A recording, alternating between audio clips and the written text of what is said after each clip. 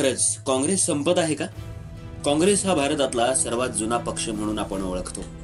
पक्षाची स्थापना 1885 ला भारताला स्वातंत्र्य मिळण्याआधी झाली आहे. त्यामुळे या पक्षाला मोठा ऐतिहासिक वारसा आहे.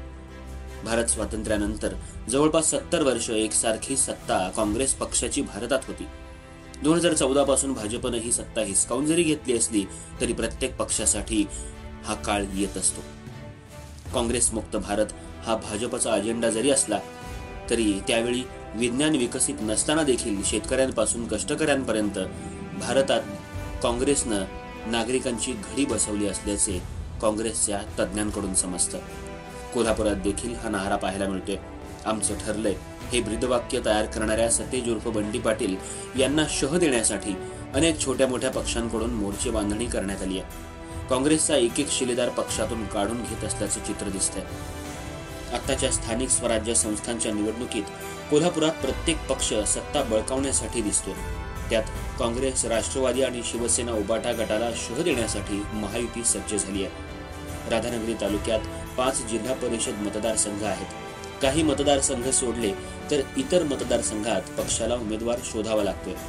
सध्या राधानगरी जिल्हा परिषद मतदारसंघातून गोकुळचे संचालक अभिजित तायशेटे, सरवडे जिल्हा परिषद मतदारसंघातून मोरेगट, राशिवडे मतदारसंघातून मोहन धुंद्रे, तारळे मतदारसंघातून रवी पाटील किंवा पांडुरंग भानिगरे यांना पक्षाची उमेदवारी मिळण्याची दाट शक्यता आहे. स्वर्गीय PM पाटील यांनी त्यांच्या संपूर्ण राजकीय आयुष्यात काँग्रेसची निष्ठा केली. मात्र त्यांचे चिरंजीव राहुल पाटील यांनी अजित पवार गटात प्रवेश केल्यामुळे काँग्रेसची मोठी फळी त्यांच्यासोबत गेली. त्यामुळे काँग्रेस संपली की काय असे प्रश्न समाजातून पुढे येत होते. परंतु सतेज उर्फ बंटी पाटील हा एकमेव चेहरा आता सध्या कोल्हापूर जिल्ह्यात काँग्रेसला बळकट करण्याचं, काँग्रेसला वाढवण्याचं काम करत असल्याचं दिसत आहे. काँग्रेसची ही अवस्था कोल्हापुरात जरी दिसत असली तरी सोन्याचे दिवस कसे आणायचे हे बंटी पाटील यांना चांगलंच ठाऊक आहे आणि त्यांना चांगलाच अनुभव आहे. जिल्ह्यात काँग्रेससाठी मोठा नेता जरी नसला तरी पक्षाला मानणाऱ्या कार्यकर्त्यांची मोठी फळी अजूनही कार्यरत आहे.